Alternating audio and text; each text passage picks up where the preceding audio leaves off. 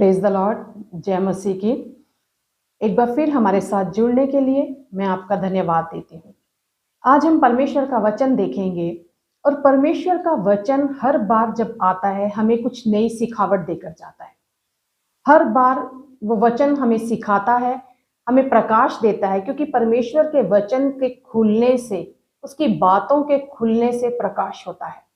तो आज हमारा जो विषय है वो ये विषय है कि कैसे हम अपनी जिंदगी में उन्नति को पाएं या बढ़त को पाएं। पौलुस तीमुथियुस से कहते हैं कि जैसे तू आत्मिक उन्नति कर रहा है वैसे ही मैं चाहता हूं तू सब बातों में उन्नति करता जा। हमारा परमेश्वर बढ़त का परमेश्वर है, उन्नति का परमेश्वर है, तरक्की का परमेश्वर है। और हम जिन्होंने परमेश्वर पर भरोसा रखा है, हम सबके जीवन में परमेश्वर की यही इच्छा है कि हम हमेशा ग्रोथ करें, बढ़ते जाएं, उन्नति को पाएं। लेकिन कई बार प्रभु में होने के बावजूद भी हम देखते हैं कि कई मसीहों का जीवन जो है वो बढ़त को नहीं देखता। उनकी पर्सनल लाइफ में देखें अगर हम, तो कोई बढ़त नहीं होती। वो एक ठहराव वाला जीवन जी रहे हैं, रुके हुए हैं, कोई उन्नति नहीं है, कोई बढ़त नहीं है। आज हम परमेश्वर के वचन से देखेंगे कि कौन सी ऐसी बातें हैं जो हमें आगे बढ़ने नहीं देती या हमारे जीवन में हमारी बढ़त को रोकती हैं। आज इस परमेश्वर के वचन से हम अपने आप को देखें कि अगर ये बातें हमारे अंदर हैं जो हमारी बढ़त को रोक रही हैं, तो अपने जीवन से हम इन बातों को बाहर निकालें और परमेश्वर की जो इच्छा है कि हम हर क्षेत्र में उन्नति करें, तो हम उन्नति करते जाएं। सबसे पहला जो है हमारे जीवन में जो बढ़त को रोकता है वो है बुड़बुड़ाना, सेटिस्फाइड ना होना, संतुष्ट ना होना, हमेशा हर बात पर बुड़बुड़ाना। जो चीजें हैं उनके लिए धन्यवाद ना देना, लेकिन जो बात हमारे पास नहीं है, जो चीज हमारे पास नहीं है, हमेशा उसके लिए कुड़कुड़ाते रहना।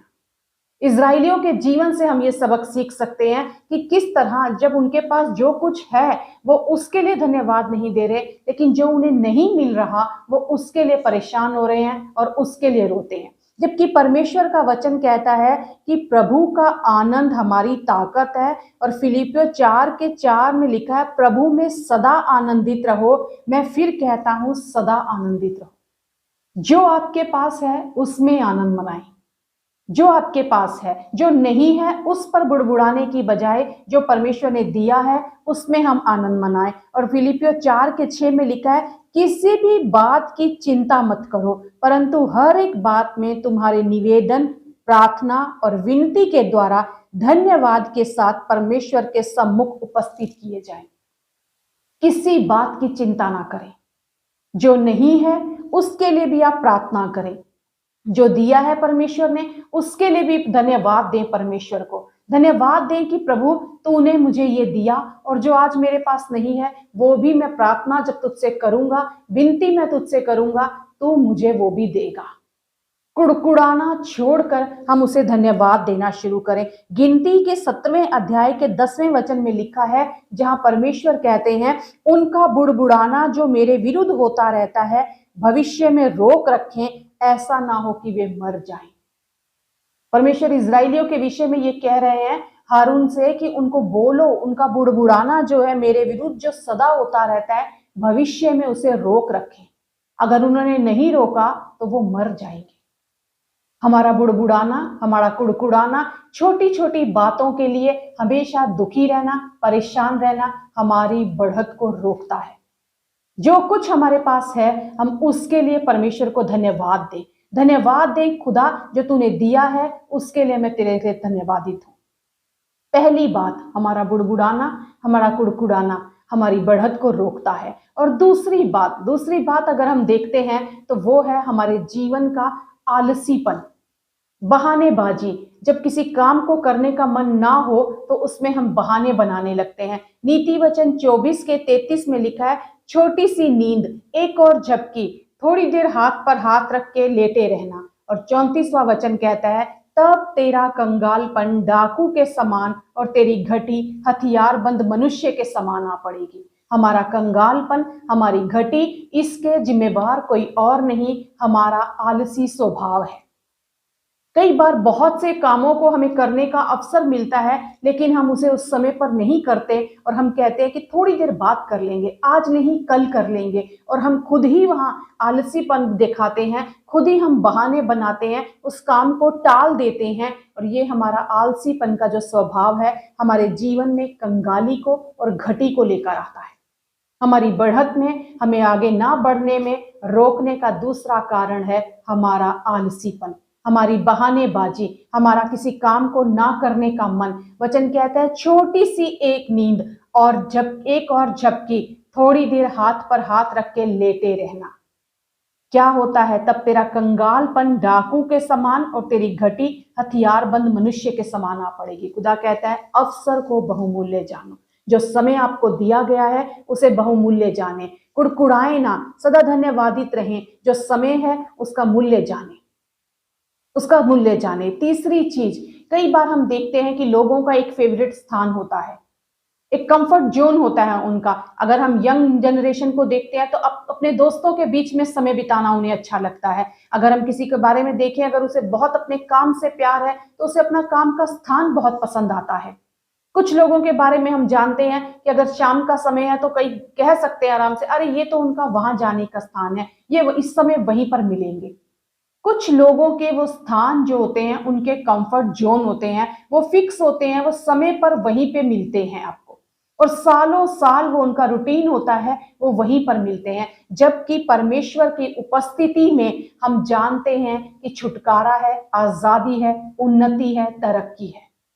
आज खुदा आपसे और मुझसे ये चाहता है कि यदि हम आगे अपने जीवन में बढ़ना चाहते हैं, यदि हम जीवन में तरक्की पाना चाहते हैं, उन्नति पाना चाहते हैं, तो हमें वो कंफर्ट जोन से बाहर निकलना होगा, कंफर्ट जोन से बाहर आना होगा हमें। याकूब के बारे में हम सब पढ़ते हैं कि किस तरह जब वो लाबान के पास जाता है, वहां वो रहकर उसकी सेवा करता है, उसके पशुओं की सेवा करता है, वहां काम काज कर रहा है, वो उसके साथ छल कर रहा है, धोखा दे रहा है उसे। और यहां तक कि याकूब खुद अपनी पत्नियों से कहता है कि अब उसका मुख देखकर मैं जान गया हूं कि अब वो पहले के समान मुझे नहीं देखता।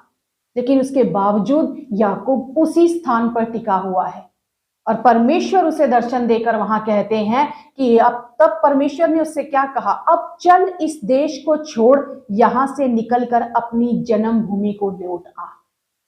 आज खुदा आपसे और मुझसे ये चाहता है, कौन सा तुम्हारा ऐसा स्थान है जहां जाकर तुम अपने समय को बिता रहे हो? आज मैं चाहता हूं तुम मेरे पास लौट आओ। अगर तुम अपने जीवन में तरक्की चाहते हो, अगर तुम अपने जीवन में बढ़त को देखना चाहते हो, तो उस मेरी उपस्थिति में चले आओ। मेरी उपस्थिति में ही तुम्हारे लिए तरक्की है, मेरी उपस्थिति में ही तुम्हारे लिए छुटकारा है। मेरे धर्म और राज्य की खोज करो तो सारी बातें खुद ब खुद तुम्हारे जीवन में जुड़ती चली जाएंगी। परमेश्वर का वचन कहता है जो मुझ में बना रहता है और मैं उसमें बना रहता हूं तो वह फल फलता है, वो फलता है, उसके जीवन में फल आते हैं, आशीषें आती हैं, तरक्की होती है, वो उन्नति को पाता है, क्योंकि मुझसे अलग होकर तुम कुछ नहीं कर सकते। कौन सा आपका कंफर्ट जोन है? आज उसमें से निकलकर अपने परमेश्वर की उपस्थिति में आए, यदि आप अपने जीवन में बढ़त को देखना चाहते हैं। किन चीजों के पीछे आप भाग रहे हैं, अगर आप उनका पीछा छोड़कर परमेश्वर के पीछे भागना शुरू करेंगे तो खुद ब खुद वो चीजें आपके पीछे भागी चली आएंगी। पहली बात, बुड़बुड़ाना बंद कीजिए, हर बात में धन्यवाद दीजिए। दूसरी बात, अपने जीवन से आलसीपन को निकाल दीजिए। तीसरी बात, अपने कंफर्ट जोन से बाहर निकल के उस परमेश्वर के पीछे आइए, उस परमेश्वर की उपस्थिति में आइए, उसे अपना स्थान बना लीजिए।